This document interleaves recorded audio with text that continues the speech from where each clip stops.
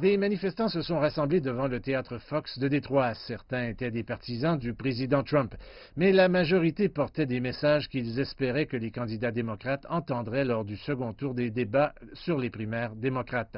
Si l'un des candidats souhaitait un examen plus approfondi de la situation des électeurs du Michigan, il n'avait pas beaucoup de chemin à parcourir. Il s'agit de l'usine de General Motors Warren Transmission, ouverte en 1941, il y a près de 80 ans. Elle ferme ses portes définitivement vendredi. Certains travailleurs ont été transférés dans d'autres usines. D'autres ont eu moins de chance.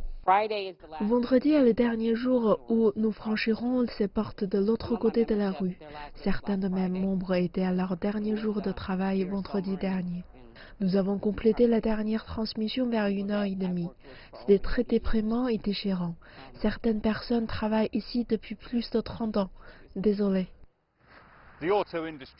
L'industrie automobile reste essentielle pour le Michigan. Elle produit toujours plus de voitures et de camions que tout autre État américain.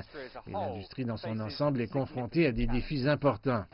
Les constructeurs automobiles se préparent à passer aux véhicules électriques et autonomes et à l'émergence de nouveaux concurrents. Mais le secteur est également soumis à d'autres pressions, notamment les droits de douane qui ont été imposés lors du différend commercial entre les États-Unis et la Chine. L'industrie automobile est sous le choc des tarifs et de l'incertitude entourant les échanges commerciaux. Il est certainement possible que des emplois soient supprimés car les constructeurs automobiles devront s'adapter d'une manière ou d'une autre. La question des tarifs semble être une préoccupation majeure pour les électeurs du Michigan. Cet élément a été souligné par un récent sondage effectué par la Chambre régionale de Détroit. Plusieurs personnes installées au Michigan ont déclaré que les tarifs douaniers nuisaient à l'industrie automobile, à l'agriculture qui est également d'une importance vitale dans cet État. Mais ce qui est plus important encore, il y a de nombreux habitants du Michigan qui ont déclaré que les tarifs leur causaient des problèmes. Alors que la tension montait à l'extérieur du théâtre Fox, les manifestants étaient déterminés à faire entendre leur voix. La question est cependant de savoir si les politiciens les entendront.